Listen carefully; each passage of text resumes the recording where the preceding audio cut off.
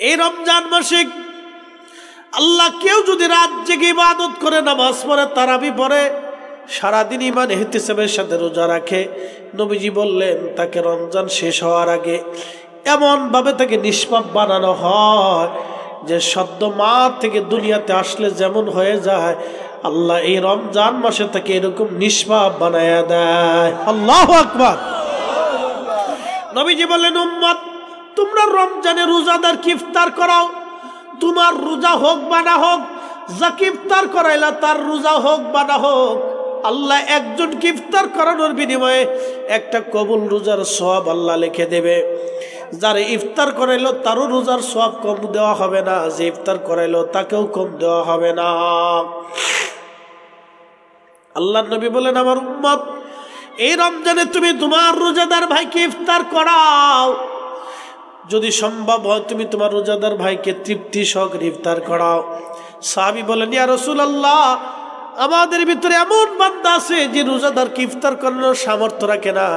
নবীজি বললেন, যদি সম্ভব হয় একটা খেজুর দিয়ে ইফতার করাও, যদি তা না পারো এক পেয়ালা দুধ দিয়ে ইফতার করাও, যদি তা না পারো অন্তত এক পেয়ালা পানি দিয়ে হলেও ইফতার করাও, তারপরেও আমার আল্লাহ তোমাকে নেকি লিখে দেবে। আর যদি তুমি রোজাদারকে পেট পুরে তার কলিজা ঠান্ডা করাও, তুমি রোজাদারকে উত্তম ভাবে খাবার খাওয়াও, আমার নবীজি ডাক দে বলেন, উম্মতেরা রে, আল্লাহ তোমার জীবনের গুনাহ মাফ করাই দিবে, তোমার গুনাহ আল্লাহ ক্ষমা করাই দিবে।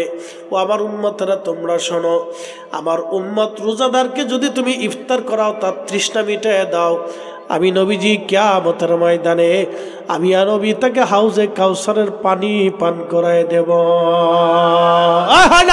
একসাথে একসাথে বলেন আল্লাহু আকবার। হাত উঁচা করে বলেন, জোরে জোরে বলেন, জোরে জোরে। রোজাদারকে খাওয়াইলে কারে খাওয়াবেন? জোরে বলেন, কাকে? রোজাদারকে যদি পেট পুড়ে আপনি খাওয়ান, আল্লাহর নবী ওয়াদা করছে তোমাকে আমি হাউজে কাউসারের পানি পান করাবো। হাত নামান। আপনি যদি রোজাদারকে পেট পুড়ে খাওয়ান, ইফতার করান, নবীজি বললেন হাউজে কাউসারের পানি তোমারে পান করাবো। শুধু তাই নয়, এক পেয়ালা পানি যদি তুমি পান করো হাউজে কাউসারের, জান্নাতে যাওয়ার আগ পর্যন্ত পানির কথা মনে থাকবে না। আমার দেশের বহু হাজি এই বছর রমজানে মিনিমাম 1 লক্ষের উপরে হাজি হজে যাবে, ওমরা করতে যাবে। কি কথা কর না কেন? 1 লক্ষের উপরে হাজি ইফতার করবে, ওমরা করার জন্য মক্কা মদিনায় যাবে। আমাদের দেশে কোটি কোটি টাকার মালিক আছে ভাই, আছে না নাই? আপনাদের মতলব উত্তরে অন্তত 250 জন তো কোটিপতি আছে, আছে না নাই? বেশি আছে, বেশি আছে না? অন্তত কয়েকশো লোক হবে, আছে না ভাই? আরো বেশি হবে, কয়েক হাজার হবে। কি কথা কর না কেন? কয়েক হাজার কোটিপতি এই মতলবে আছে, কয়েক হাজার কোটিপতি এই মতলবে আছে। কয়েক হাজার কোটিপতি যদি চিন্তা করে রমজান মাস আসতেছে, কত গরিব দরিদ্র মানুষ আছে, আমরা তাদের বাড়ি সুন্দর সুন্দর খাবার পাঠাবো। 1000 কোটিপতি যদি চিন্তা করে আমরা এই রমজানে গরিব মানুষের জন্য 1 লক্ষ টাকা বরাদ্দ করলাম, 1 লক্ষ টাকা করে যদি বরাদ্দ হয়, তাহলে 1000 কোটিপতি কত লক্ষ হয়ে গেলে 1000 লক্ষ, কত হাজার লক্ষ? 1000 লক্ষ। 1000 ধরি যদি চিন্তা করে যে আমরা 1 লক্ষ টাকা করে গরিব মানুষের জন্য কি করব? বরাদ্দ করব। 1000 ধরি যদি চিন্তা করে এই মতলবের গরিব মানুষের জন্য আমরা 1 লক্ষ করে বরাদ্দ করলাম, 50,000 টাকা করে যদি বরাদ্দ করে, তারপরেও 500 লক্ষ টাকার ইফতার যদি গরিব মানুষের বাড়ি পাঠায়, তাহলে আমাদের রমজানে সারা বাংলাদেশের ধনীরা যদি এইভাবে গরিব মানুষের বাড়ি ইফতার পাঠায়, আমার দেশের গরিব মানুষের লেটকা খিচুড়ি খাওয়া লাগে না, ভালো কিছু দিয়ে ইফতার করতে পারে তারা। কথা বলেন ঠিক কিনা? কিন্তু না, মক্কায় যাবে, খরচা করবে 2 লাখ, নেকের আশায়, বিরাট বড় নেকি। কিন্তু গরিব মানুষ ইফতার করে লেটকা খিচুড়ি, লেটকা খেজুর, যেই খেজুর একবারে নিম্নমানের খেজুর। কি কথা কর, ঠিক কিনা?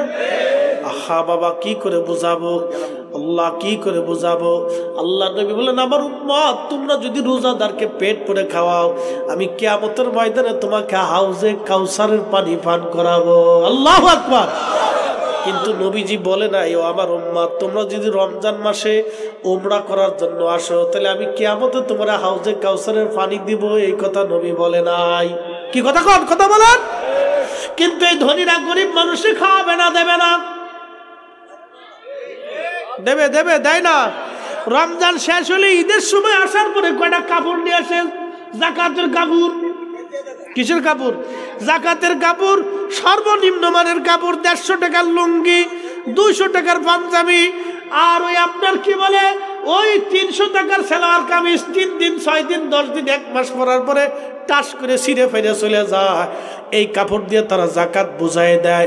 শয়তান হাসে আর কয়, হায় হায়, এরা আমার চাইতে বড় চিটার। ধোঁকা ধোঁকা ধোঁকা, আল্লাহর সাথে ধোঁকা দেয়, আল্লাহর সাথে চালাকি করে। কথা কন না কেন? এগুলো কোনো যাকাত না।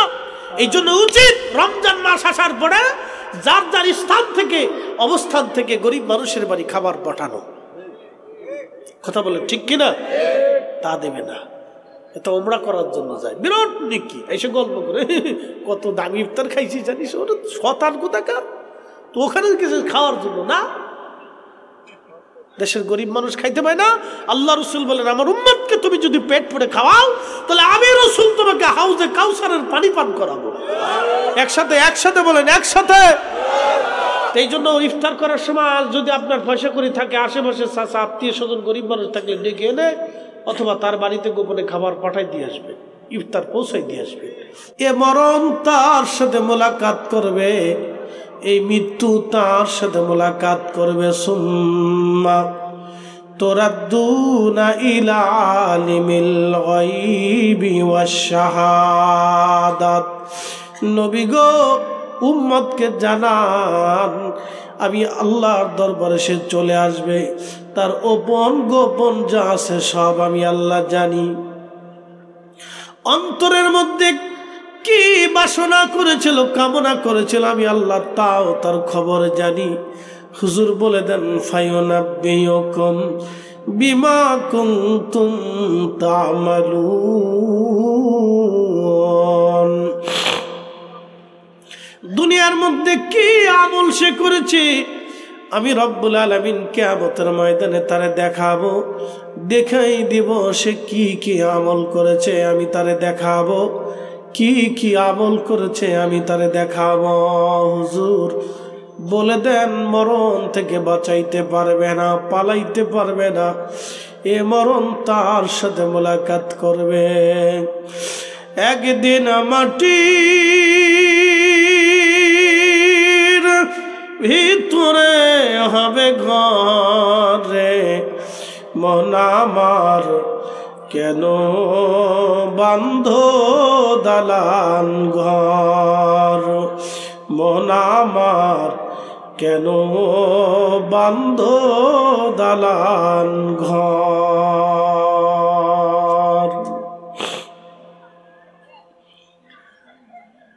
মতলববাসী মনোযোগ দেবেন। বাহিরে যে যেখানে আছেন, বেশি কোথাও দূরে থাকবেন না, দয়া করে বসে যান, আমার কথাগুলি শুনে যান। আল্লাহ আমাদেরকে দুনিয়াতে পাঠাইলেন, কেন পাঠাইলেন আল্লাহ আমাদেরকে তাও জানাইলেন। ওমা খালাকুতুল জিন্না ওয়াল ইনসা ইল্লা লিয়াবুদুন।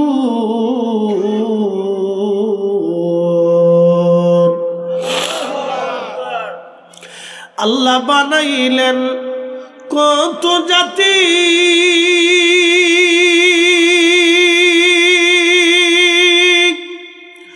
হইল না তার প্রেম প্রীতি, ঠিক কিনা? আল্লাহ বানাইলেন কত জাতি,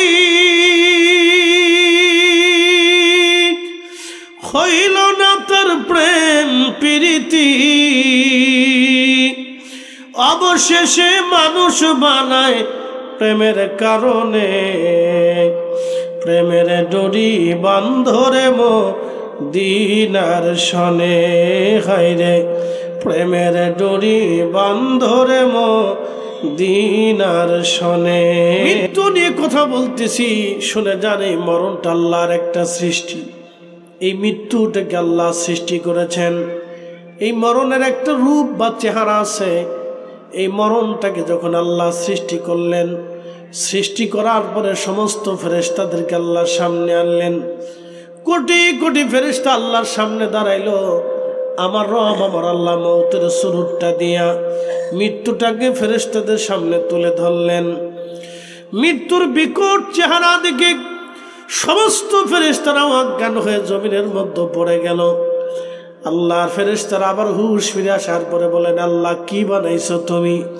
এত কঠিন বিকট চেহারা দেখে আমরা নিজেরাই ভয়ে বিহ্বল হয়ে অজ্ঞান হয়ে গেলাম আল্লাহ বললেন হে ফেরেশতারা এই বস্তুর নাম হলো মৃত্যু মরণ মরণ ফেরেশতারা বলল এই মরণ কি সবার জন্য হবে না কারো কারো জন্য আল্লাহ তখন বললেন কুল্লু নাফস এমন কোন জীবন নাই দায়িকাতুল মউত মৃত্যুর স্বাদ তার না নিতে হবে আপনার বাড়ির বিড়ালটা মারা যাবে আপনার বাড়ির গরুটা মারা যাবে আপনার বাড়ির ছাগল বকরি মারা যাবে বনের গাছটা মারা যাবে নদীর মাছটা মারা যাবে পৃথিবীতে কোনো মাছের স্থায়ী চিরজীবন হয় নাই কোনো গাছও চিরজীবন বেঁচে থাকে নাই কোনো প্রাণী চিরজীবন বেঁচে থাকে না কোনো মানুষ বাঁচে না জিন বাঁচে না সমস্ত সৃষ্টির একদিন মৃত্যু হবে মরণ হবে তখন ফেরেশতারা আশ্চর্য হয়ে বলেন ইয়া রব ইয়া আল্লাহ আমাদেরও কি মৃত্যু হবে আল্লাহ বলেন হ্যাঁ তোমাদেরও মরণের স্বাদ নিতে হবে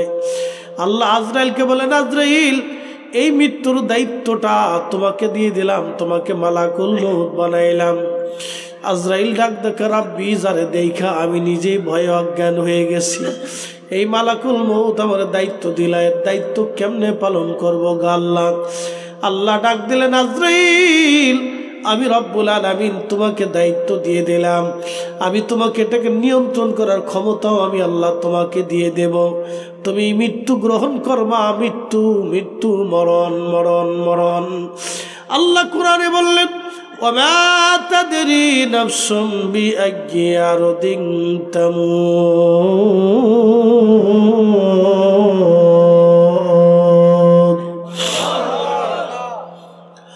মানুষ কোথায় কোন জায়গা কোন হালতে কি অবস্থায় মারা যাবে মানুষ জানে না কে কোথায় কোন জায়গা কোন অবস্থায় মারা যাবে কেউ জানে না আজও হতে পারে কালও হতে পারে মৃত্যু খুব মনোযোগ দিয়ে কথাগুলি শুনবেন মরণ আসবে মরণ থেকে পালানোর মতো কোনো রাস্তা নাই আল্লাহর নবী বলেন উম্মতরে প্রত্যেক দিন যদি তুমি 20 বার মৃত্যুর কথা স্মরণ করো আমার রব আমার আল্লাহ তোমাকে শাহাদাতের মউত দিয়ে দিবে কারণ মরণ এমন একটা বিষয় যেখান থেকে পৃথিবীর কোনো প্রেসিডেন্ট বাঁচতে পারে না president Putin president Trump president Xi Jinping পৃথিবীর সবচেয়ে নিরস্বীবৃন্দ একবারে নিরাপত্তা ডিভিশনের মধ্যে 3জন প্রেসিডেন্ট থাকে একজনের নাম প্রেসিডেন্ট পুতিন তারে এত বেশি নিরাপত্তা দেওয়া হয় লক্ষ লক্ষ গোয়েন্দা কাজ করে তার নিরাপত্তার জন্য লক্ষ লক্ষ গোয়েন্দা কাজ করে পৃথিবীর সর্বশ্রেষ্ঠ সেনা ছাউনি দিয়ে তাকে ঘিরে রাখা হয় যাতে তার মৃত্যু না হয় কেউ তাকে হত্যা করতে না পারে আচ্ছা আপনারা বলেন প্রেসিডেন্ট পুতিন বলেন ট্রাম্প বলেন আর এই আপনি চীনের প্রেসিডেন্ট শি জিনপিং বলেন তারা কি চিরদিন বাঁচবে না মারা যাবে সম্রাট মুঘল সাম্রাজ্যের সম্রাটরা লক্ষ লক্ষ সৈন্য ডিভিশনের মাঝখানে তারা থাকতো যাতে তাদের হত্যা করতে কেউ না পারে মোগল সাম্রাজ্য বলেন আপনি উসমানীয় সাম্রাজ্য বলেন সেলজুক বলেন এরপর আপনি যদি এই আপনার রোম সাম্রাজ্য বলেন আর অথবা পার্সিয়ান সাম্রাজ্য বলেন উমাইয়া বলেন আব্বাসীয় বলেন আপনি ফাতিমা বলেন পৃথিবীর যত সাম্রাজ্য এসেছিল সব সাম্রাজ্যের সম্রাট যারা ছিলেন তারা অবশ্যই মারা গেছেন তারা আজ আর বেঁচে নাই, তাদের কবর নিশ্চিহ্ন হয়ে গেছে। তাদের কবরে ঘোড়া গাদা বাঁধা হয়, তাদের কবরের মধ্যে ঘাস তরুলতা পাতা জন্ম নিয়েছে। চেঙ্গিস খান 2 কোটি মানুষ হত্যা করেছিল তার সাম্রাজ্য বাঁচানোর জন্য, কিন্তু তার সাম্রাজ্য আজকে আর নাই। চেঙ্গিস খানের সাম্রাজ্য নাই, তার আইন চলে না। তার নাম শুনলে পৃথিবীর লক্ষ লক্ষ মানুষ ভয় পায়, তো আজকে কেউ তারে ভয় পায় না। তার কবর পর্যন্ত নিশ্চিহ্ন হয়ে গেল, খবর পাওয়া গেল না। আজকে তার সাম্রাজ্য নাই, কিন্তু আজও আল্লাহর সাম্রাজ্য তখনও ছিল, এখনো আছে, আগামীতেও আল্লাহর সাম্রাজ্যই থাকবে। কথা বলেন ঠিক কিনা? ফিরে যাব কার কাছে? আল্লাহর কাছে। কি চরম সত্য! কত রাজা বাদশার কবরে ঘাস জন্মায়, কুত্তায় পেশাব করে। কি কথা কন না কেন? জমিদারদের বাড়ির সামনে যে দাঁড়াবেন, আমি শুনছি জমিদারদের বাড়ির সামনে দিয়ে বলে ছাতা মাথায় করে কেউ হাঁটতে পারতো না, জুতা স্যান্ডেল পায়ে দিয়েও যেতে পারতো না, কুন্নিশ করে যেতে হতো। তারা এত অত্যাচার করত, এলাকার কোনো সুন্দরী নারী হলে তাদের কাছে পাঠাইতে হতো। কি জুলুম পৃথিবীতে তারা করেছে, কি কঠিন জুলুম তারা করেছে। আজ তাদের জুলুম নিঃশেষ হয়ে তাদের বিল্ডিং গুলি আজকে কুত্তায়ও বসবাস করে না। কি কথা বল ঠিক কিনা? আজকে কুকুরও বসবাস করে না, আজকে পচে গলে নিশ্চিহ্ন হয়ে এটা একটা ভাগাড় হয়ে গেছে। বুঝতে পারতেছেন? তারা ভেবেছিল আমরা চিরদিন বেঁচে থাকবো, কখনোই না। পৃথিবীর বিরাট বড় বড় প্রাসাদগুলি আজ ভেঙে চুরমার হয়ে পড়ে গেছে, নিঃশেষ হয়ে গেছে, তাদের কবরও নিশ্চিহ্ন হয়ে গেছে। এ মতলববাসী মনোযোগ দিয়ে শুনে যাবেন। আজ হাজিরিন, পৃথিবীর সবচেয়ে বড় বাদশা যিনি ছিলেন তার নাম হযরত সুলাইমান আলাইহিস সালাম। এত বড় বাদশা ছিলেন তিনি, জিন জাতিকে শাসন করতেন, মানব জাতিকে শাসন করতেন তিনি। পৃথিবীর এমন 1 ইঞ্চি মাটি ছিল না যে ইঞ্চি মাটির বাদশাহী আল্লাহ তাকে না দিয়েছিলেন। শুধু মাটি না, কোহে কাপ থেকে শুরু করে, জিনদের রাজধানী কোহে কাপ থেকে শুরু করে সমুদ্রের অতল গহ্বর, 7 সমুদ্র, পৃথিবীর 7টা মহাসাগরের একবারে কোনা পর্যন্ত তিনি শাসন করতেন। তিনি সুলাইমান। তেলের গাড়ি তেলে চলে, হাওয়ার গাড়ি হাওয়ায় উড়ে, বিনা তেলে চালাই গাড়ি নবী সুলাইমান। আমরা সেই মুসলমান। এত বড় একটা রাজ দরবার তার ছিল। ডান পাশে 350 মানুষ মন্ত্রী বসা থাকতো, বাম পাশে 350 জিন মন্ত্রী বসা থাকতো। 700 মন্ত্রী ছিল তার জিন এবং মানব জাতির ভিতরে। সুলাইমান আলাইহিস সালামের এত বিরাট রাজত্ব আল্লাহ তাকে দিয়েছিলেন। ইন্তেকাল হওয়ার আগে আল্লাহ বললেন, সুলাইমান তোমার সময় শেষ। একসাথে বলবেন আল্লাহু আকবার। সময়, একসাথে বললেন সময় শেষ। সময় শেষ। বলি ইয়া রাব্বি, আমার তো সময় শেষ হয়ে গেল, কিন্তু বাইতুল আকসা মসজিদ তো এখনো নির্মাণ হলো না। যে বাইতুল আকসা নিয়ে যুদ্ধ হয়, এটা সুলাইমান আলাইহিস সালাম নির্মাণ করেছিলেন। সে পাথর কত দামি ছিল জানেন? আল্লামা ইসমাইল হাক্কি বুরুসি তাফসিরে রুহুল বায়ানের মধ্যে লিখছেন, সে পাথর এত দামি ছিল, নারী সমাজ 3 টাকার গহনা নিয়ে কাইজেডাঙ্গা করে, স্বামীর একবারে তুষ্ট করে ফেলায়, পাগল করে ফেলায়। তারে সোনা কিনে দিতে হবে, উস সোনার পাগল। বেডিরে আর কিচ্ছু পাইছে না, খালি স্বর্ণের পাগল। এটা মনে করে স্বর্ণ মাহাইলে বুঝে আমি বিরাট বড় প্রাসাদ পেয়ে যাব। বুকা বুকা, বুঝে না। তার স্বর্ণ নামা খাইয়া তোমার শরীরটাকে পর্দা দিয়ে মাখাও, স্বর্ণ গায়ে না দিয়া বুরকা গায়ে দিয়ে রাস্তায় হাঁটো। কি কথা কন না কেন? এই স্বর্ণ তোমাকে নাজাত দেবে না। এই গহনা তোমাকে নাজাত দিবে না, এই সাজন গুজন তোমাকে নাজাত দিবে না কবর থেকে। তোমাকে কবর থেকে নাজাত দিতে হলে বুরকা পড়তে হবে, পর্দায় আসতে হবে নারী, তোমাকে নামাজে দাঁড়াইতে হবে, তোমাকে জিকিরে বসতে হবে, তোমাকে দানশীল হতে হবে, তোমাকে দয়াদ্র হতে হবে, প্রতিবেশীর সাথে সুন্দর আচরণ করতে হবে, স্বামীর হককে বুঝিয়ে দিতে হবে, স্বামীর পরিবারকে আগলে রাখতে হবে। তোমাকে নারী, তোমাকে উপদেশ দিচ্ছি, তোমার এই সৌন্দর্য আর এই স্বর্ণের গহনা তোমাকে নাজাত দেবে না। তুমি নাজাত পেতে হলে তোমাকে বুরকা পরে পর্দায় আবৃত হয়ে তোমাকে নাজাতের রাস্তা খুঁজতে হবে। কে নারীদেরকে বুঝাবে? আমরা এই ওয়াজ করে যাব, কালকে স্টার জলসা, জি বাংলা, নাটক, সিনেমা এগুলি দেখার পরে সব শেষ।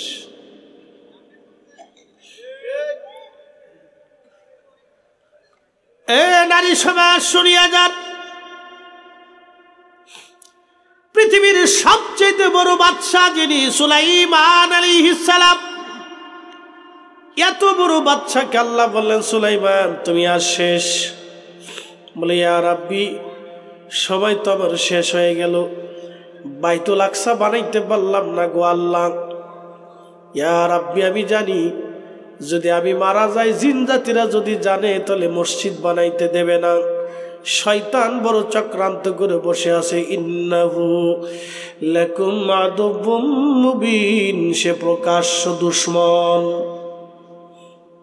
ওগো মালিক, মসজিদটা তো হবে না।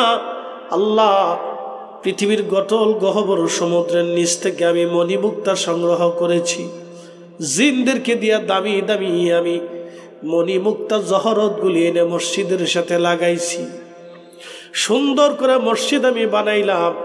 হযরত ইসমাইল হাক্কি রাহমাতুল্লাহ আলাইহি বলেন, এত সুন্দর দামি পাথর ছিল, রাতের আধারে ফিলিস্তিনের নারীরা ওই মসজিদের পাথরের আলোতে 16 কিলোমিটার দূর থেকে মহিলারা কাঁথা সেলাই করত। এত বিরাট বাদশা আল্লাহকে ডাকতে বলো, রাব্বি চলে তো যেতে হবে তোমার কাছে আল্লাহ, তাহলে একটু সুযোগ আমারে দাও, মসজিদটা যেন বানানো হয়ে যায়। আল্লাহ বলেন, সুলাইমান রে, সময় তুমি জানো, আল্লাহ ইউআখিরুল্লাহু নাফসান। দেখেন সুলাইমান রে আল্লাহ সময় দিছে না। আহা, সুলাইমান রে আল্লাহ সময় দেয়নি।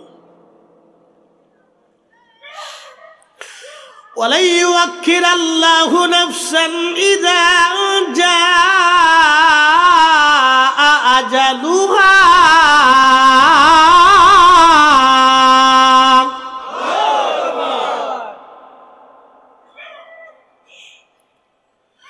সুলাইমান আলাইহিস সালামকে আল্লাহ সুযোগ দিল না, ডাক দে বলো, সুলাইমান হায়াত শেষ হয়ে গেলে আর একটু সময় দেওয়া হবে না নবী গো, তোমার সময় শেষ, সুযোগ তোমার নাই। সুলাইমান আলাইহিস সালাম বলল, ইয়া রব, মসজিদটা আমার বড় আশা, সুন্দর করে মসজিদ আমি বানাই দিয়ে যাব আল্লাহ। আল্লাহ বলেন, তাহলে কাছের হুজরা বানাইয়া ওই হুজরার মধ্যে তুমি দাঁড়াও, যাতে জিনেরা বুঝে যে তুমি মসজিদ বানানো দেখতেছ। সুলাইমান আলাইহিস সালাম প্রাসাদের বাহিরে এসে সুন্দর করে একটা কাঁচ দিয়ে হুজরা বানাইলেন। কাঁচ দিয়ে সুন্দর করে একটা হুজরা বানাইলেন। এই বিরাট হুজরার মধ্যে সুলাইমান আলাইহিস সালাম লাঠির উপরে ভর দিয়ে দাঁড়াইলেন। তার একটা লাঠি ছিল, লাঠির উপরে ভর দিয়ে দাঁড়াইলেন। দেখেন, তারপরও আমার আল্লাহ তার সময় দেয় নাই। অতএব আমাদের সময় যদি শেষ হয়ে যায়, পৃথিবীতে থাকার আর কোনো রাস্তা নাই। মুসা আলাইহিস সালামের কাছে আজরাইল এসে বলল, মুসা, সময় আপনার শেষ, আপনাকে নিতে আসছি। মুসা আলাইহিস সালাম আজরাইল একটা ঘুষি মারছে।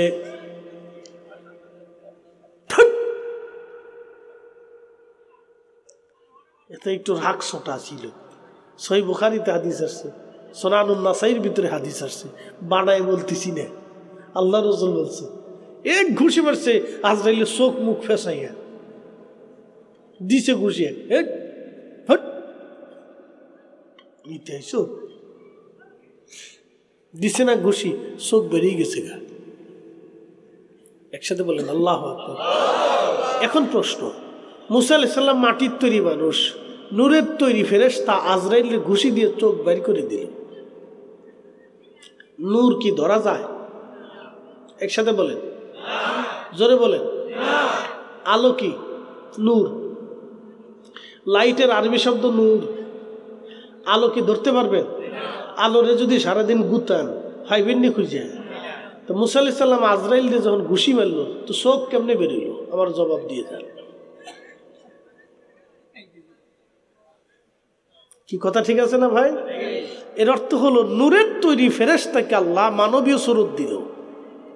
তাহলে মানবীয় সুরত দিলে বোঝা গেল চোখ আছে, আর ঘুষি দিলে চোখও খুঁজে পাওয়া যায়, চোখও বের হয়ে যায়। তাহলে আমার নবী মানুষ, কিন্তু নূরের তৈরি মানুষ। কথা বলেন ঠিক কিনা? আল্লাহ তারা নূর দিয়ে দুনিয়াতে পাঠাইছে, কিন্তু খুশুসিয়ত মানুষ, গুণাবলী মানুষের। মানে আপনি যদি না বুঝেন, তাহলে বুড়িগঙ্গার পানি দিয়ে আপনার বেরেন ধুয়ে নিয়ে আসেন। কি কথা কন না? কেন না বুঝলে তো আমি আর আপনার বুঝাইতে পারবো না।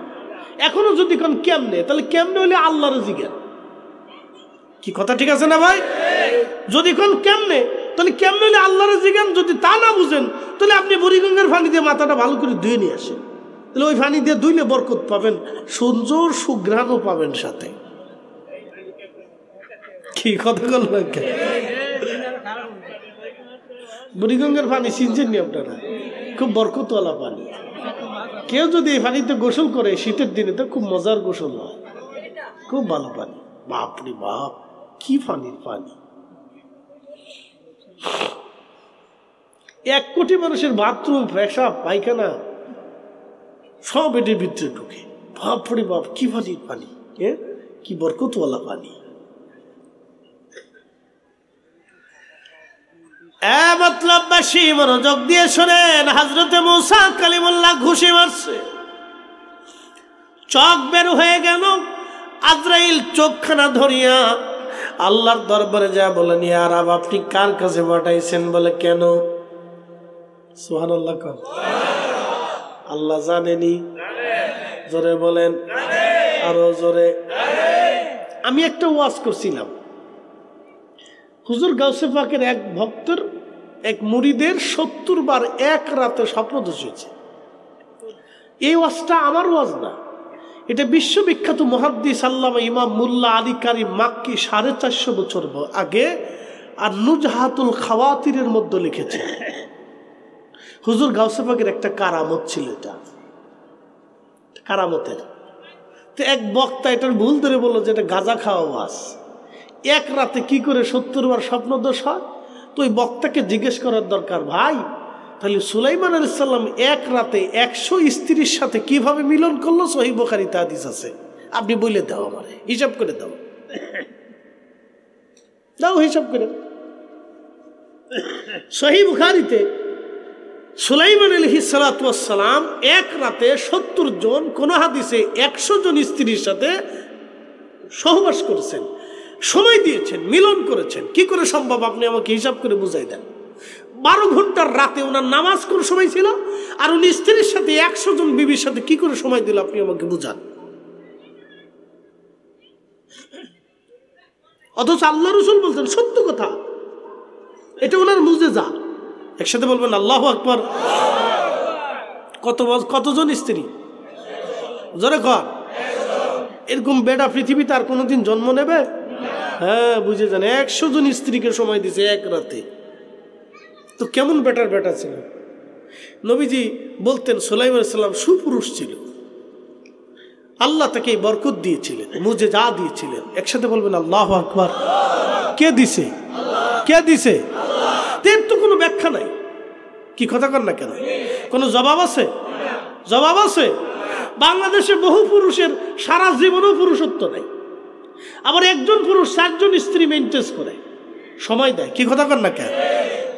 4 জন স্ত্রীও তাকে কুলাইতে পারে না, এরকম পুরুষও আছে। কি কথা কর না কেন? আরবের এক একজন 15টাও বিয়ে করে, 20টে বিয়ে করে, 25টে বিয়ে করে। তোর 25টি স্ত্রীর সাথে সে সময় দেয় না? অবশ্যই সময় দেয়, কিছু না কিছু হলেও তো সময় দেয়। তো সময় দিতে হলে তো একটা 25টা নারীকে একজন পুরুষ কি করে নিয়ন্ত্রণ করে?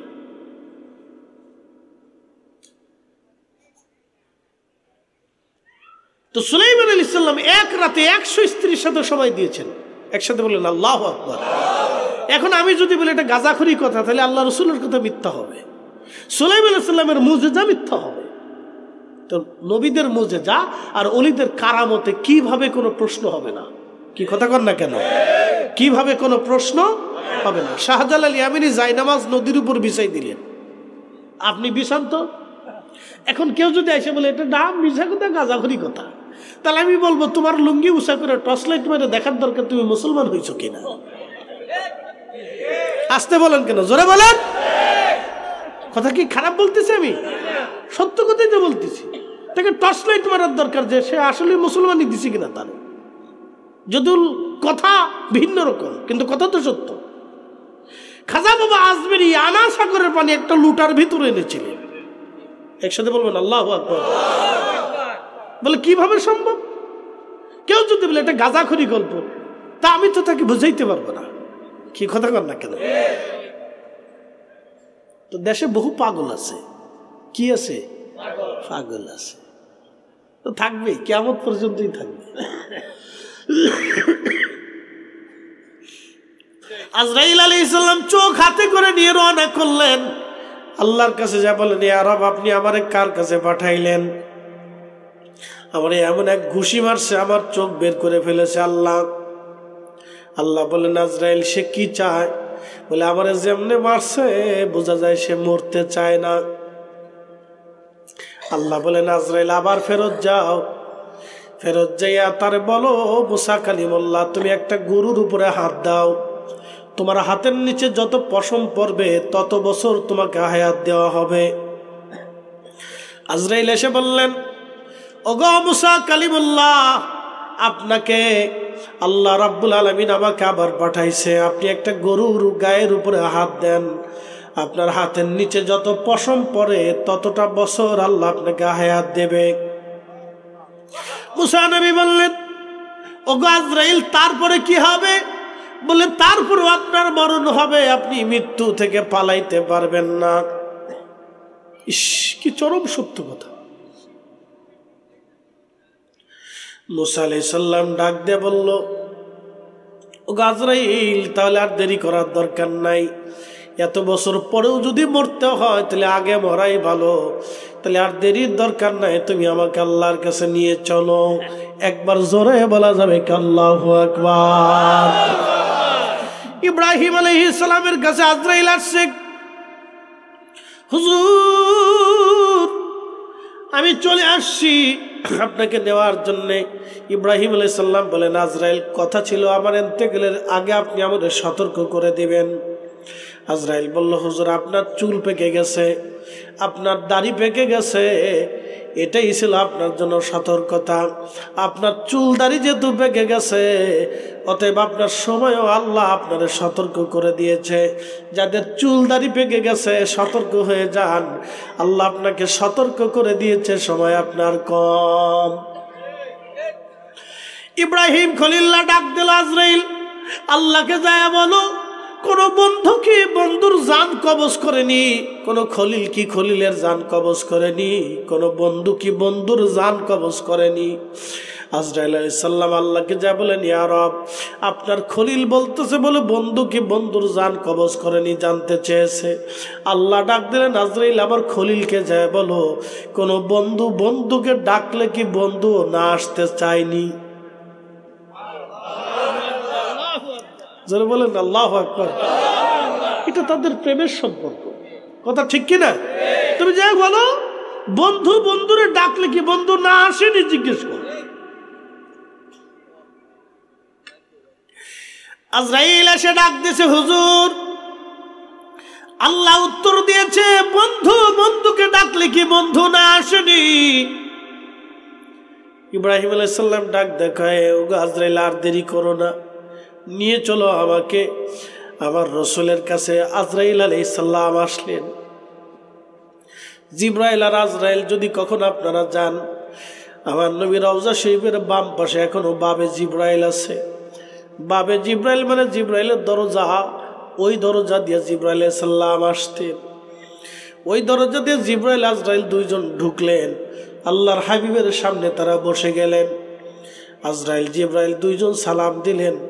আল্লাহর নবীকে জিব্রাইল বলেন, ইয়া রাসূলুল্লাহ, আল্লাহ আজরাইলকে পাঠিয়েছে, অনুমতি চায় আপনার সাথে কথা বলার জন্য। হ্যাঁ, জোরে বলেন আল্লাহু আকবার। না না, আরো জোরে। হ্যাঁ হ্যাঁ, জোরে জোরে জোরে জোরে জোরে। কে অনুমতি চায়?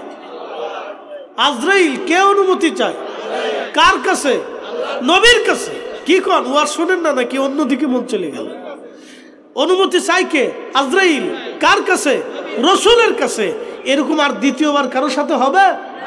হবে? একসাথে বলেন হবে? অসম্ভব।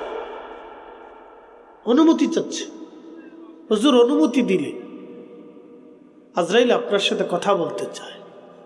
কত বড় সুপ্রিম পাওয়ার আলো নবীর উম্মত আমরা, মসজিদে জুতা চুরি করি। কি কথা কর না কেন? কত দামি নবীর উম্মত। এ মতলববাসী মনোযোগ দিয়া শুনিয়া যান। হযরত আজরাইল আলাইহিস সালাতু ওয়াস সালাম, হযরত আজরাইল আলাইহিস সালাম নবীজিকে সালাম দিয়ে বলেন, ইয়া রাসূলুল্লাহ, আল্লাহ আমারে পাঠাইছে নবী গো, অনুমতি যদি দেন আপনাকে নিয়ে আল্লাহর কাছে চলে যাব, আর অনুমতি যদি না দেন আমি ফিরে চলে যাব। আপনার যতদিন মন চায় ততদিন আপনি দুনিয়াতে উম্মতের মাঝে থাকবেন। না না, হয় না, জোরে বলেন মারহাবা। ত্রিভুবনের প্রিয় মুহাম্মদ এলো রে দুনিয়ায় রে সাগর,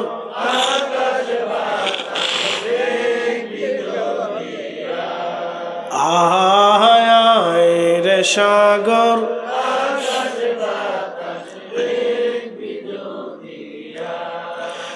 ধুলির ধরা বেহেশত আজ বলেন, ধুলির ধরা বেহেশত আজ জয় করিল দিল রে লাজ। আজকে খুশির ঢল নেমেছে ধূসর সাহারায়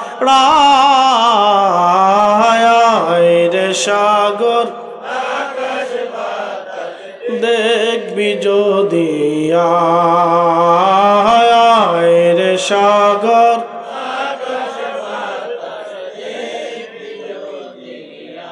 ত্রিভুবনের প্রিয় মুহাম্মদ এলো রে দুনিয়ায় রে সাগর। আল্লাহ নবীজি জিব্রাইলের দিকে তাকাইলেন। জিব্রাইল, খুদার বিধান কি রকম?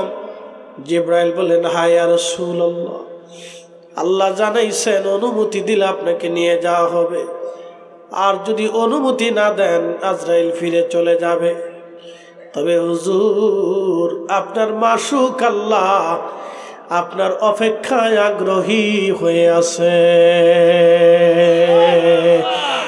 একসাথে বলেন আল্লাহু আকবার। বলেন না ইয়া রাসূলুল্লাহ। আজরাইল ডাক দিয়ে বললেন, আমার নবী বলেন, আজরাইল দেরি করো না, নিয়ে চলো আমাকে, আমি আর দুনিয়াতে থাকতে চাই না। আমার নবী বলেন, আজরাইল, আমার গুনাহগার উম্মত ইন্তেকাল হবে, আমার গুনাহগার উম্মতের জান তুমি যখন কবজ করবা আজরাইল, ও আদা করো আমার উম্মতরে তুমি কষ্ট দেবা না। আজরাইল বলল, হুজুর, আপনার উম্মত যদি নেককার হয়, মায়ের কোলের মধ্যে একটা সন্তান যেভাবে ঘুমায়, আমি আপনার উম্মতের জান ওইভাবে কবজ করে নিয়ে যাব। আটার দলার ভিতর থেকে চুল বের করে নিয়ে আসলে যেমন আটার দলা বুঝতে পারে না, আমি তার জান ওইভাবে নিয়ে চলে যাব, সে বুঝতেও পারবে না কি হয়ে যায়।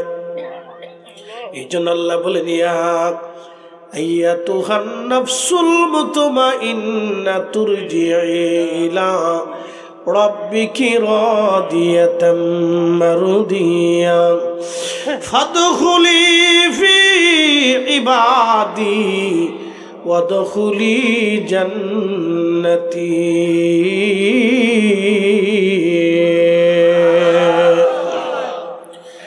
আল্লাহর বক্তব্য বডির সাথে না, আল্লাহর বক্তব্য নাফসের সাথে, রুহের সাথে। আল্লাহ ডাক দিবে ইয়া আইয়াতুহান নাফস, নাফসুল মুতমাইন্না, হে প্রশান্ত আত্মা, তুমি নামাজ হুকুম করেছি, নামাজ তুমি পড়েছ। হে প্রশান্ত আত্মা, তুমি রোজা রাখছো। আমি আল্লাহ যেটা হালাল করেছিলাম হালাল মেনেছ, যেটা হারাম করেছিলাম তুমি হারাম মেনেছ। হে প্রশান্ত আত্মা, তুমি ফাসাদ বাঁধাও নাই, অন্যায় করো নাই, অশ্লীল কাজ করো নাই, ফায়সা কাজ করো নাই, তুমি নেক কাজ করেছ। হে প্রশান্ত আত্মা, তুমি ইরজিই, তুমি চলে আসো ইলা রাব্বিকি রাদিয়াতাম মারদিয়া, আমি আল্লাহর সন্তুষ্টির দিকে তুমি চলে আসো। তখন এই আত্মার ভয় হয় না, আত্মা উৎফুল্ল চিত্তে আল্লাহর হুকুমে সাড়া দিয়ে চলে যায়। তখন তার কপাল থেকে ঘাম বের হতে থাকে, ঘাম ঘাম। আর হাবা কন, ইমানদার মারা গেলে কপাল থেকে কি আসে? ঘাম আসে, ঘাম আসে।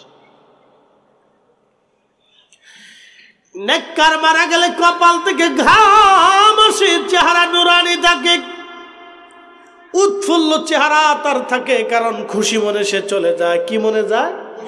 খুশি মনে চলে যায়, ভয়ে ভয়ে যায় না, খুশি মনে চলে যায়।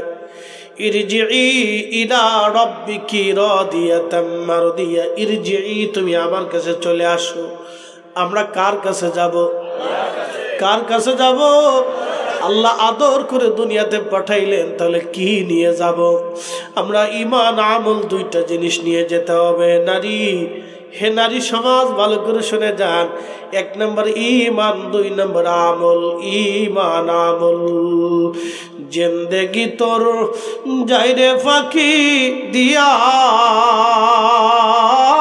রে সোনার আদম, জিন্দেগি তোর যাই ফাঁকি দিয়া। ও আদম রে,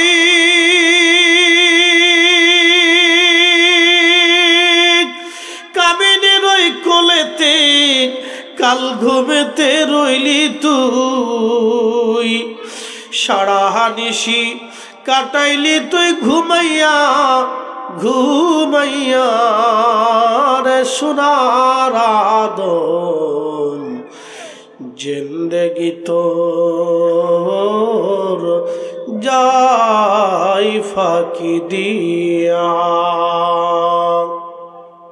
বুঝতে কি অসুবিধা হয়? আমরা ফিরে যাব, চলে যাব আল্লাহর কাছে, থাকার তো কোনো সুযোগ নাই, থাকার কোনো রাস্তা নাই। আমরা আল্লাহর কাছে ফিরে চলে যাব, থাকার আর কোনো রাস্তা। ও মতলবের মুসলমান, খুব ভালো করে শুনে যান। ইরজিই, আল্লাহ ডাক দেয়, ইরজিই, ফিরে আসো ইলা রাব্বিকি রাদিয়াতাম মারদিয়া, আমি আল্লাহর সন্তুষ্টির দিকে চলে আসো। ফাদখুলি ফি ইবাদি ওয়াদখুলি জান্নাতি, তুমি আমার জান্নাতে চলে আসো। জান্নাত একবার জোরে বলা যাবে কি? মারহাবা। কত বছর ভারতে গেলাম, গুয়াহাটি বিমানবন্দর থেকে নামাইয়া, আসামের গুয়াহাটি বিমানবন্দর, এখান থেকে নামাইয়া আমাকে তারা চরের ভিতরে নিয়ে চলে গেল। চরে, ব্রহ্মপুত্র নদীর মাঝখানে চরে। আমাদের যেমন পদ্মা যমুনার চর আছে, মেঘনার চর আছে, চরের মাঝখানে তারা আমাকে নিয়ে গেল। আল্লাহু আকবার। গরিব মানুষ, অত্যন্ত দিনহীন পীড়িত মানুষ তারা। আমি রাত্রিবেলা বুঝতে পারি নাই, সকালবেলা যখন আসতেছিলাম তখন আসার সময় দেখলাম হায় হায়, তারা অত্যন্ত দরিদ্র, একেবারে দরিদ্র পীড়িত মানুষ। খুবই অভাবী মানুষ তারা। আমাকে অনেক কষ্ট করে তারা মাহফিলে নিয়ে গেছে ইন্ডিয়াতে। দেখার পরে আমার কাছে খুব মায়া লাগলো, হায় হায় এত কষ্ট করে তারা আমাকে নিয়ে আসছে। বলতেছিল, হুজুর বহুদিন আপনার ওয়াজ শুনি আমরা, আপনাকে দেশে আমরা আনবো, সেই জন্য অনেক কষ্ট করে আপনাকে আনছি। সকালবেলা দেখি 5 টাকা 10 টাকা 20 টাকার নোট হাতে নিয়ে মানুষেরা, দরিদ্র মানুষগুলি, চরের মানুষ দাঁড়ায় আছে, আমার হাতে দিতে চায়, আমি নেই না। আমি বললাম, না আপনারা দিতে চেয়েছেন, আমি খুশি হয়ে গেছি, আমাকে টাকা দিতে হবে না, এমনিতেই খুশি। আমি বললাম, আপনাদের এই অবস্থা কেন, দারিদ্রতা কেন? বলল, হুজুর সরকার আমাদেরকে কার্ড দেয় না, জাতীয়তা দেয় না, নাগরিকত্ব দেয় না, সেটা নিয়ে অনেক আন্দোলন ফান্দোলন হয়। ওরা মনে করে আমরা বাংলাদেশি, অথচ আমরা এখানে শত শত বছর ধরে বাস করি।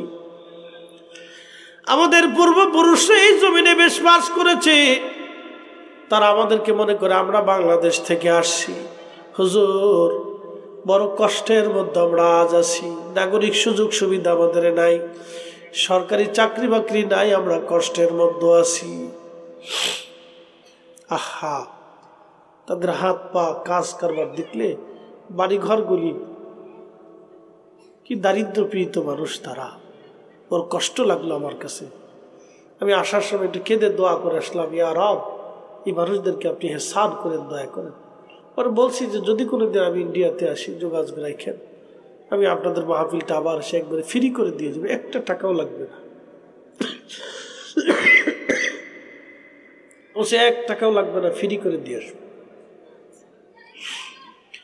প্রিয় উপস্থিতি, মনোযোগ দেবেন। ইন্ডিয়ার চোরের মানুষ, ব্রিটিশ আমলের কথা, চরের মানুষগুলি অত্যন্ত অশিক্ষিত মানুষ, লেখাপড়া নাই।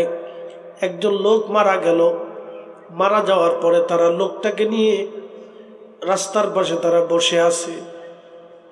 কিভাবে দাফন কাফন করে তারা জানে না, কিভাবে তারা মাটি দিবে তাও জানে না, কিভাবে গোসল করবে, জানাজা পড়াবে তাও তারা জানে না।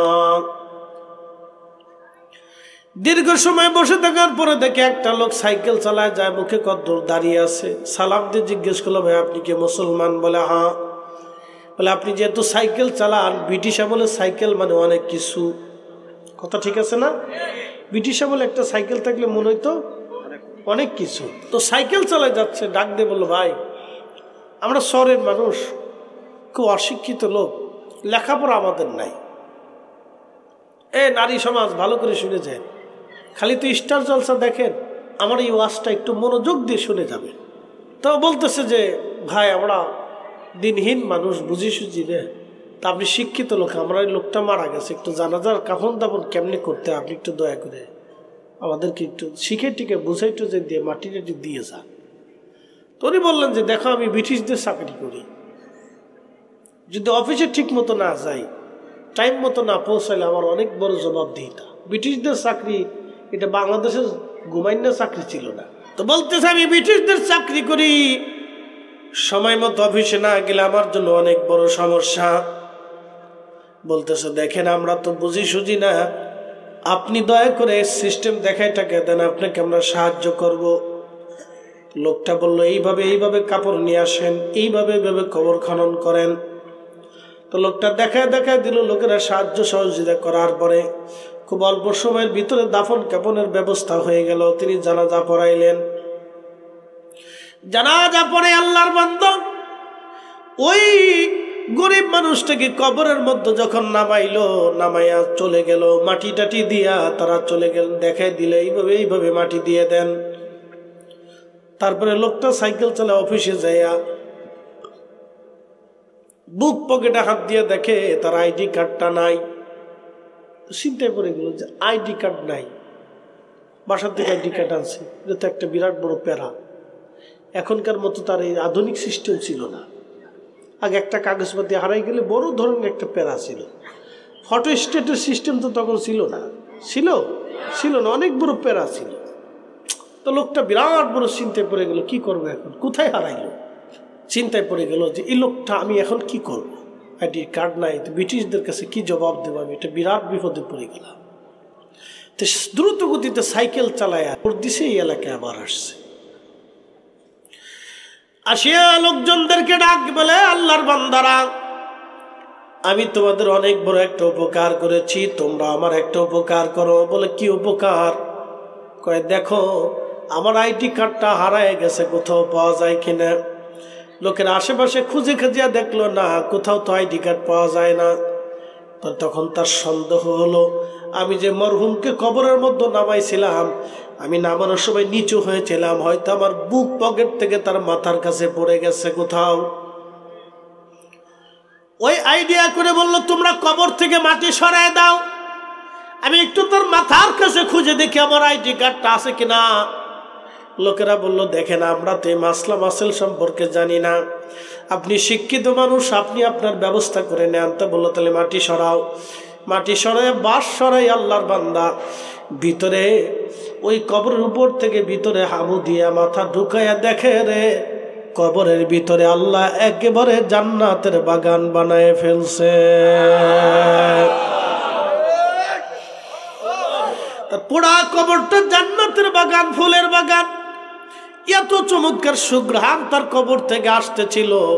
আল্লাহু আকবার, সুঘ্রাণে তামাম এলাকা ছড়িয়ে গেল, এত সুন্দরভাবে ছড়িয়ে গেল, প্রায় 30-40 কিলোমিটার পর্যন্ত সুঘ্রাণ বের হতে লাগলো। বাতাসের মাধ্যমে সুঘ্রাণ সারা এলাকায় ছড়িয়ে গেল, এত পরিমাণে সুঘ্রাণ ছড়িয়ে গেল, 30-40 কিলোমিটার ব্যাপী কোনো সুঘ্রাণ আর সুঘ্রাণ, সুঘ্রাণ আর সুঘ্রাণ।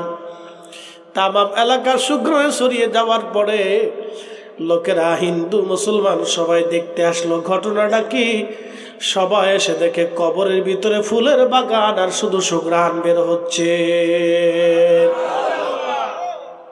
একসাথে বলবেন আল্লাহু আকবার। ফাদখুলি ফি ইবাদি ওয়াদখুলি জান্নাতি।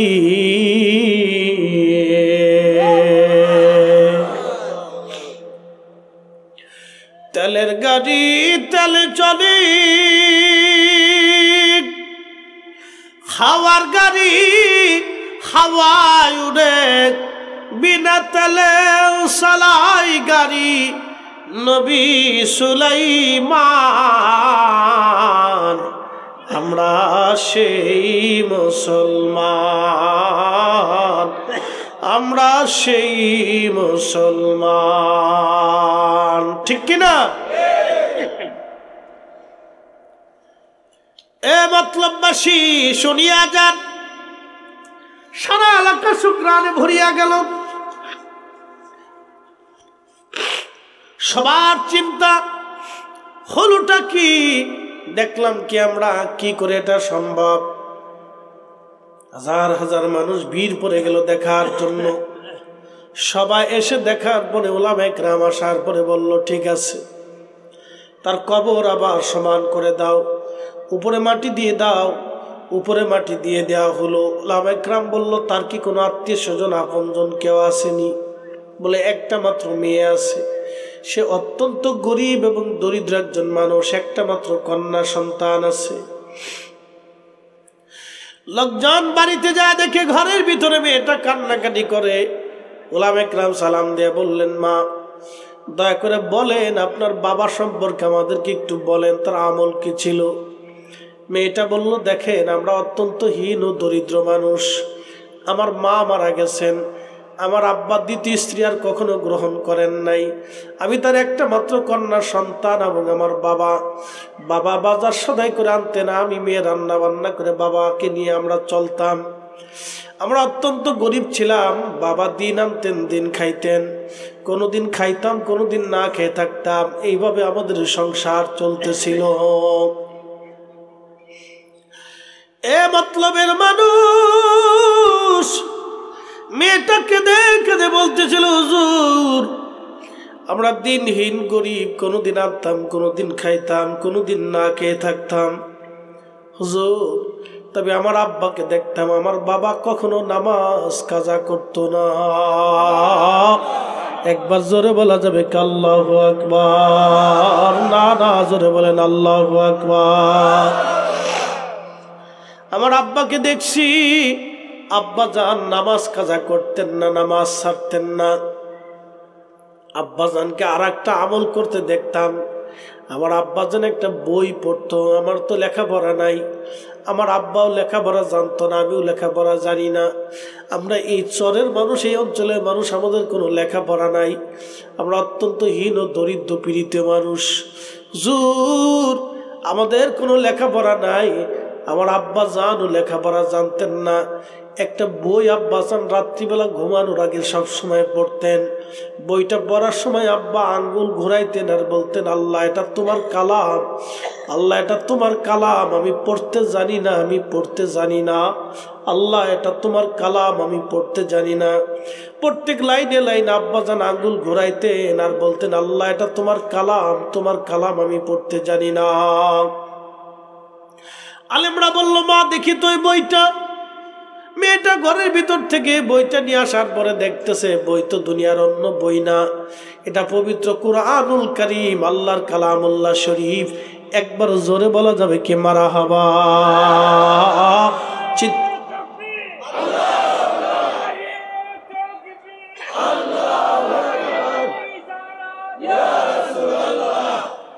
এ মতলববাসী মনোযোগ দিয়ে শুনিয়া যান। হাজিরিন, কালামুল্লাহ শরীফ, পবিত্র কুরআনুল কারীম। একসাথে বলবেন আল্লাহু আকবার। কিতাবের নাম কি?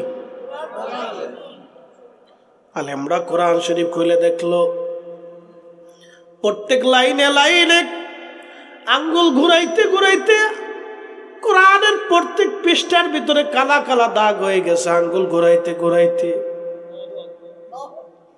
বাজান রে, আল্লাহ মানুষের চেহারা দেখে না। প্রেসিডেন্ট পুতিন কিয়ামতের ময়দানে তার কোনো দাম নাই, কারণ ঈমান নাই। কথা ঠিক কিনা? প্রেসিডেন্ট শি জিনপিং কিয়ামতের ময়দানে 4 পয়সার দাম নাই, কারণ ঈমান নাই। প্রেসিডেন্ট ট্রাম্প কিয়ামতের ময়দানে 4 পয়সার দাম নাই, কারণ ঈমান নাই। পৃথিবীর বড় বড় প্রেসিডেন্ট যার ঈমান নাই, কিয়ামতের ময়দানে 4 পয়সাও তার দাম হবে না। যদি ঈমান না থাকে তো দাম নাই। কি কথা কন না কেন? জোরে বলেন। 4 পয়সাও তার দাম হবে না, 4 পয়সাও মূল্য হবে না। এ মুসলমান, খুব মনোযোগ দিবেন। হাজিরিন, কিন্তু এমন একজন দিনহীন গরিব মানুষের দাম এত বড় হয়ে গেল, তার কবর বেহেশতের বাগান হয়ে গেল। আল্লাহর নবী বলেন, আল কবরু রাউযাতুম মিন রিয়াজিল জান্নাহ। আল্লাহ কারো কারো কবর আল্লাহ জান্নাতের বাগান বানায় দেয়, জান্নাতের বাগান। একদিন মাটির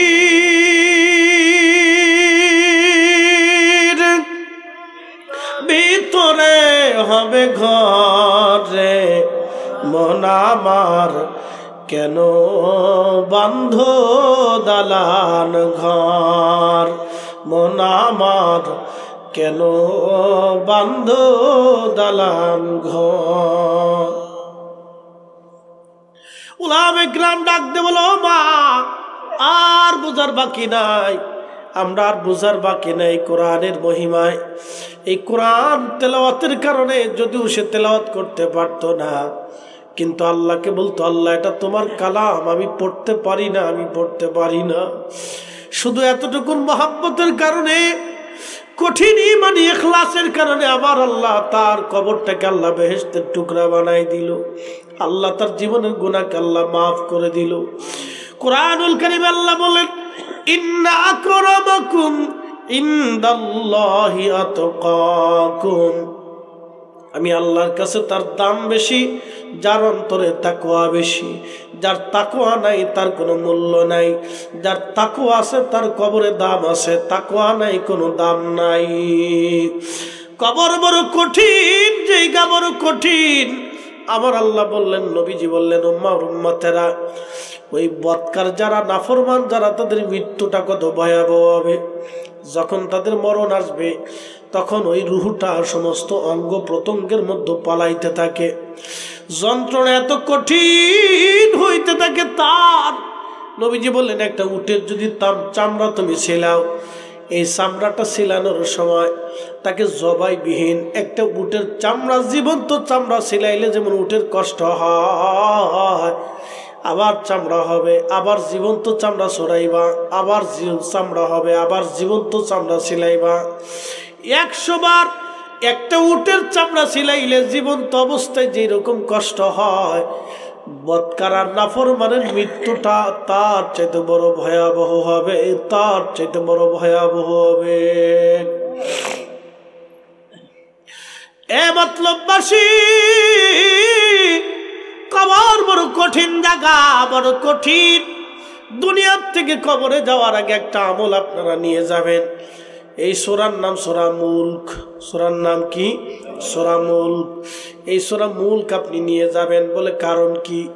এই সূরা মুলকের একটা ঘটনা আপনাদেরকে শোনাই। তাফসীরের ভিতরে কিতাবুত তাফসীরে তিরমিজি শরীফের ভিতরে সহিহ সনদে হাদিসখানা এসেছে।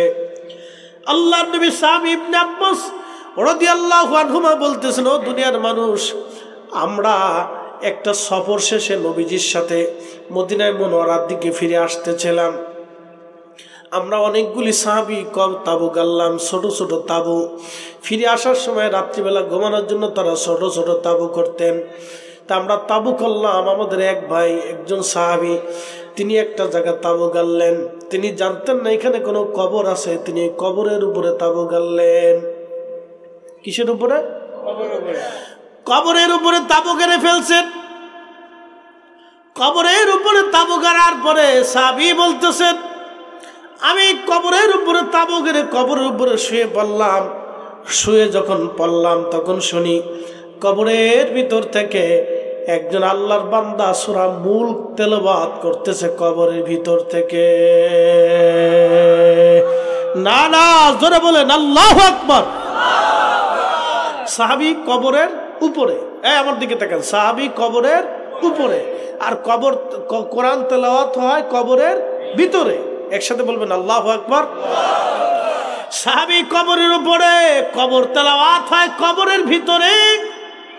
সুনানুত তিরমিজিতে হাদিস শরীফ এসেছে। তখন ইবনে আব্বাস বলেন, ওই সাহাবী জানতেন না, তিনি সারা রাত তেলাওয়াত শুনলেন, হাত্তা খাতামাহা, একেবারে শেষ পর্যন্ত তিনি তেলাওয়াত শুনলেন। ফজরের আজান পড়ল, সাহাবী আমার নবীজির পিছনে নামাজ আদায় করলেন। নামাজ শেষ করার পরে বলেন, ইয়া রাসূলুল্লাহ, আল্লাহর কসম করে বলি, আমি জানতাম না সেখানে কোন কবর আছে নবী গো। আমি কবরের উপরে তাবু গাড়ছি এবং কবরের উপরে আমি বিছনা করে শুয়ে পড়ছি, কিন্তু আমি লক্ষ্য করলাম কবরের ভিতরে একজন আল্লাহর বান্দা পবিত্র কোরআন শরীফ সূরা মুলক তেলাওয়াত করতেছিল। হাত্তা খাতামাহা, আমি একেবারে শেষ পর্যন্ত তার তেলাওয়াত শুনলাম। আল্লাহর নবী তাকে ধমক দিয়ে বলেন নাই, সাহাবী তুমি ভুল শুনেছো, এই কথা নবী বলেন নাই। নবীজি হেসে বললেন, সাহাবী, হিয়াল মানিয়া হিয়াল মুনজিবা তুনজিহি মিন আযাবিল কবর। সাহাবীরে, এই সূরা হলো কবরের আযাব প্রতিরোধক। যে ব্যক্তি প্রত্যেকদিন এশার নামাজের পরে এই সূরা তেলাওয়াত করে ঘুমায়, আল্লাহ তাআলা তাকে কবরের আযাব থেকে তারে বাঁচায় দেয়। না না না, জোরে বলেন, জোরে জোরে জোরে। সূরার নাম কি? জোরে বলেন। এ নারী সমাজ, স্টার জলসা না দেখে সূরা মুলক পড়েন। কি কথা কর না কেন? না তা পড়বেন না। ইস, বহু বেড়ি আছে দেশে 6 মাসে ওযু করে না। কথা খারাপ কিছু ভাই? 6 মাসে ওযু করে না। হুজুর কেমনে জানেন? আমি এমনি জানি। আরে তার জুমার নামাজ পড়তে মসজিদে আসে না। আসে? হানাফি মাযহাবে নাই, এই জন্য আসার সুযোগ নেই। জুমার নামাজও পড়ে না, জোহরও পড়ে না, আসরও পড়ে না, মাগরিব পড়ে না, এশা পড়ে না, ওযু করে না। খালি ওই কি করে রাজনী গুজনি, কোনদিন আলতা মাখবো, সনু মাখবো, পাউডার মাখবো, আড়া মাখবো, খালি চিনতে। সাজুগুজু কেমন কেউ খেলে এত চিনতে। দিন বইলে মুখের ভিতরে আড়া মায়, শয়তানে হাসে, কয় দাদি তো ভালোই শিখছো তুমি, তা আমারও ফেল করে ফেলছো, যাও দাদি তুমি থাকতে আমার কোনো শিখতে নেই, যাও দাদি। বেডিরা মুহে আড়া মাখলে মনে হয় যে ইজলে। কি কথা কর না কেন? জোরে বলেন, জোরে বলেন। এক যুবতী নারী, তার চেহারা থাকবে চক চক চক চক করবে, নূর চমকাবে, বেড়ি আড়া মাখতে মাখতে মনে হয় যে ইজলে বেরিয়েছে। কেনে বলা পান তোদের চোখ কি আর আমার চোখ কি আমি জানি না, আমার চোখে তো ইজলে মনে হয়, এলে বেড়ি মনে হয় না আমার কাছে, এটা নারী মনে হয় সাথা। হ্যাঁ, এই যে মুরব্বীরা ওলামা ইকরামের দিকে তাকাবেন, মুরব্বী কিছু মুরব্বী আছে দেখবেন যে 5 ওয়াক্ত যারা নামাজ পড়ে তাদের চেহারায় তাকাবেন, দেখবেন নূর চমকায়। বুড়া হয়ে গেছে কিন্তু শরীরের নূর আছে, চেহারার নূর আছে। বেটি সারা বছর পরে আটা মাখিয়ে পরে লাস্টে মনে যে হিজলে, এরকম কে? নারী জাতি তার চেহারা সুন্দর থাকবে, চকচক করবে, সারা দিন ঘরের ভিতরে বাড়ির ভিতরে থাকে, তার চেহারা ওরকম হবে কে? কি কথা কি আমি খারাপ করতেছি ভাই? আমরার মতো শত শত মাইল যদি দৌড়াইতো তাতে এটা খুঁজে পাওয়া যেত না। আমার গাড়ির মাইলেজ কত জানেন? 1,25,000 প্লাস। কত বুঝেন? একজন সারা জীবনে 1 লক্ষ কিলোমিটার দৌড়ায় না, আর আমরা 1-1.5 বছরে 1 লক্ষ কিলোমিটার দৌড়াই। তা আমরার মতো দৌড়াইলে বেডিরে খুঁজে পাওয়া যেত না। সে হার আবার আমরার মতো চকচক করে, ইস এত সহজ।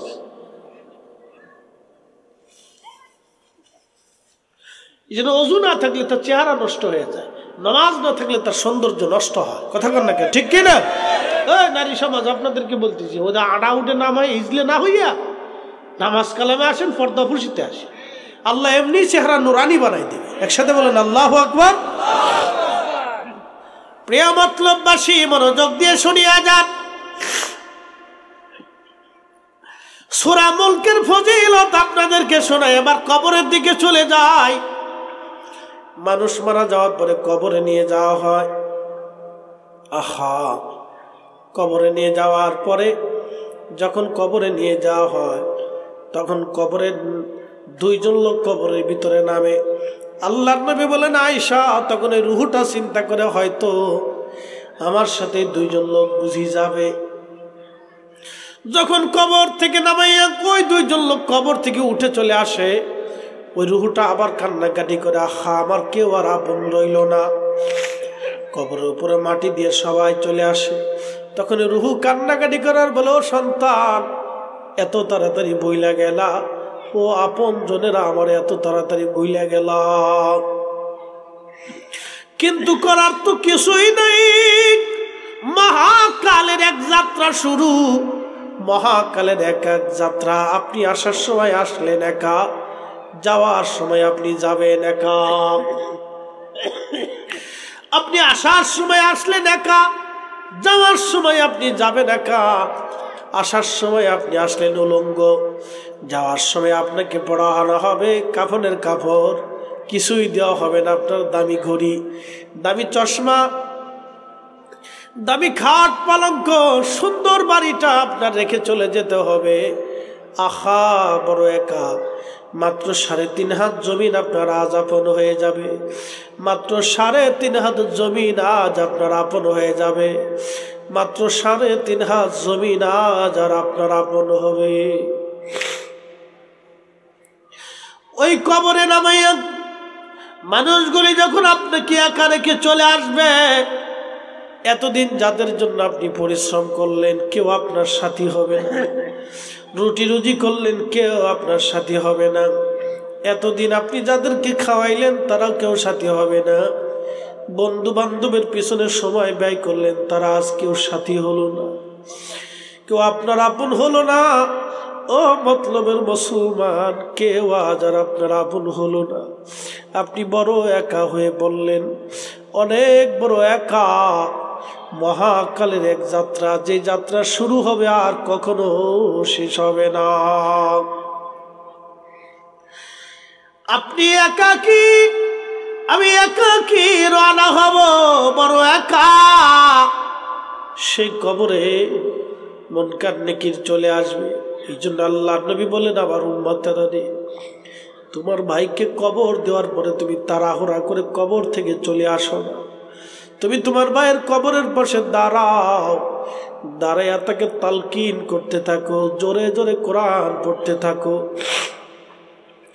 জোরে জোরে জিকির করতে থাকো। বলে হুজুর কারণ কি? এজন্যই তুমি তালকিন করো যেন কিছু সময় পরে তোমার ভাইয়ের কবরে মুনকার নেকির আসবে। যাতে তার প্রশ্নের জবাবটা সহজ হয়। ইস্তাগফিরু লিআখিকুম, তোমরা তোমার ভাইয়ের জন্য ইস্তেগফার করতে থাকো। কবরের পাশে দাঁড়াও। দেখবেন কিছু মানুষ কবর দেওয়ার পরে বলে তাড়াতাড়ি সরে যাও, তাড়াতাড়ি চলে যাও, মুনকার নেকির আসবে। মুনকার নেকিরের জন্য আপনি এত পাগল কেন হলেন? আপনি নিজে মুনকার নেকিরের জবাব দিতে পারবেন এই চিন্তা করে কবরে যান। কবর বড় কঠিন, কবর বড় কঠিন। উসমান গনি জিন্নুরাইন কবরের পাশে দাঁড়ায়া চিৎকার মেরে মেরে কাঁদতেন। কাঁদতে কাঁদতে তার ঢেকসি উঠে যাইত, হাত পা গুলি কাঁপতে থাকতো কান্না করে। সাহাবীরা বলেন, ইয়া আমিরাল মুমিনিন, আল্লাহর নবী দুইটা নূর কন্যা আপনার সাথে বিয়ে দিয়েছেন। হুজুর, দুটি নূর কন্যা বিয়ে দিয়েছে আপনার সাথে, আপনাকে জান্নাতি ঘোষণা দিয়েছে। নবী কবর দেখে কেন কাঁদেন? উসমান গনি ডাক দিয়ে বলতেন, সাহাবীরা রে, এই কবর হলো প্রথম মঞ্জিল। এই কবরে কেউ যদি প্রশ্নের জবাব দিতে পারে, বাকি মঞ্জিলগুলি তার জন্য সহজ। এই কবরের প্রশ্নের জবাব যদি না দিতে পারে, বাকি মঞ্জিল তার জন্য কঠিন হয়ে যাবে। সাহাবীরা রে, আমি উসমান গনি ডরাই, যদি তিনটা প্রশ্নের জবাব আমি দিতে না পারি, আমি উসমানের জিন্দেগি বড় মিথ্যা হয়ে যাবে। আমি উসমানের জিন্দেগি বড় মিথ্যা হয়ে যাবে। হযরত উসমান গনি জিন্নুরাইন কবরের পাশে দাঁড়ায় কাঁদতেন। বন্ধু আমার, কবরের পাশে দাঁড়াইয়া কত সময় দাঁড়াবেন? নবীজি বলেন, একটা উট জবাই দিয়া, চামড়া সিলাইয়া, গোশত বানাইয়া এই উটটাকে মানুষের মধ্যে বন্টন করতে যত সময় হয়, তুমি তোমার ভাইয়ের কবরের পাশে তত সময় দাঁড়াও, দাঁড়াইয়া তার জন্য দোয়া করো। কিন্তু কেউ থাকে না, সবাই চলে আসে, সবাই ব্যস্ত।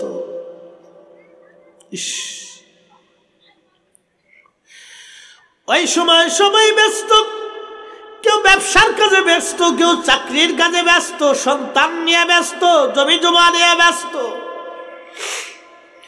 কেউ কবরের পাশে সেই সময় দাঁড়ায় না। বড় কঠিন কবর, নিঃসঙ্গ, বড় একাকী, বড় একাকী। জীবনের এক চরম বাস্তবতা হলো কবর। কবরের আযাব যদি আমরা দেখিতাম, ঘরবাড়ি রিয়ারে পাগল হইতাম, ঘরবাড়ি রিয়ারে পাগল হইতাম। আল্লাহর নবী বলতেছেন, আমার উম্মত কবর দিয়ে সবাই যখন চলে আসবে, তখন এই সূরা মুল কবরের পাশে যে দাঁড়ায় থাকবে, একসাথে বলা যাবে কি আল্লাহু আকবার। এই সূরা মুল কবরের পাশে দাঁড়াবে, সূরা মুল দাঁড়ায় থাকবে, অপেক্ষা করবে। জাহান্নামের ফেরেশতারা আল্লাহর বান্দার মাথার কাছ দিয়ে ঢুকতে আসবে। সূরা মুল তখন মাথার পাশে যে দাঁড়ায় বলবে, হে ফেরেশতারা কোথায় যাও? ফেরেশতারা বলবে, আল্লাহর বান্দা নাফরমান, আমরা তাকে শাস্তি দেওয়ার জন্য কবরে আসছি। তখন সূরা মুল ডাক দিয়ে বলবে, ফেরেশতারা তোমরা ফিরে চলে যাও। আল্লাহরে বান্দা আমার প্রত্যেক রাত্রি আসার পরে তেলাওয়াত করেছে, অতএব আমি তোমাদেরকে কবরে ঢুকতে দেব না। একসাথে জোরে বলেন আল্লাহু আকবার। না না না, হাই জোরে বলেন আল্লাহু আকবার। সূরার নাম কি? জোরে বলেন। নারী সমাজ ভালো করে শুনে যান, খালি তো ঝগড়া শিখছে আর খালি পিনাপিনি শিখছে। সূরা মুলক, সূরা মুলক কবরে মাথার পাশে দাঁড়াবে ফেরেশতারা, মাথার দিক থেকে ঘুরিয়া পায়ের দিক থেকে ঢুকতে যাবে। সূরা মুলক পায়ের সামনে দাঁড়াবে, ফেরেশতারা কোথায় যাও? ফেরেশতারা বলবে, আমরা এই বান্দার কবরে আযাব দেওয়ার জন্য যাইতেছি। সূরার নাম কি? মুলক। কোন সময় পড়বেন? এশার নামাজের পরে এই সূরাটা তেলাওয়াত করবে। ফজিলত শোনাই দিয়ে গেলাম। এই কবরে সোনা মূল কাশতে থাকবে। আহা, এই জন্য আপন কেউ নাই, কেউ নাই, কেউ নাই, কেউ নাই। কবর বড় কঠিন জায়গা। ওই বৃদ্ধের উপরে আল্লাহ বেজার হয়, যে বৃদ্ধকালে মসজিদ ছেড়ে দিয়েছে, মসজিদে যায় না, ওই বৃদ্ধের উপরে আল্লাহ বেজার হয়। ওটা নিকৃষ্ট বৃদ্ধ, যে বৃদ্ধকালে জেনার জন্য লিপ্সা করে। ওই বৃদ্ধ সেই নিকৃষ্ট বৃদ্ধ, যে বৃদ্ধকালে সুন্দরী নারীর দিকে আকৃষ্ট হয়। ওই বৃদ্ধ আল্লাহর কাছে নিকৃষ্ট বৃদ্ধ, যে বৃদ্ধকালে আল্লাহ থেকে বিমুখ হইয়া শয়তানের অনুসরণ করে বেড়ায়। বৃদ্ধ বড় নিকৃষ্ট বৃদ্ধ আল্লাহর কাছে। এ মুরব্বী বাবাজিরা, মসজিদ আপনার জন্য দরওয়াজা খোলা। বাবা আমার, মা আমার, শুনিয়া যান, অবশ্যই মুসল্লা আপনার জন্য খোলা। সামনে মাহে রমজান আসতেছে। এই মাহে রমজানে আপনারা দান করবেন, সদকা করবেন, বেশি বেশি দান করবেন, বেশি বেশি দান করবেন, বেশি বেশি করে দান করবেন, বেশি বেশি করে দেবেন। সাবধান, আপনারা দান ছাড়বেন না। রমজান আসতেছে, নবীজি বললেন, আমার উম্মত, রমজান মাসে যদি তুমি বেশি বেশি করে রমজান ইবাদত করে, এটা নেকের মৌসুম। আল্লাহ পাক এই রাত্রি, এই রমজানে কেউ যদি একটা নফল ইবাদত করে, অন্য মাসের একটা ফরজের সমতুল্য সওয়াব আল্লাহ দিয়ে দেয়। কেউ যদি রমজানে একটা ফরজ ইবাদত করে, অন্য মাসের 70টা ফরজ ইবাদতের সমান নেকি আল্লাহ দিয়ে দেয়।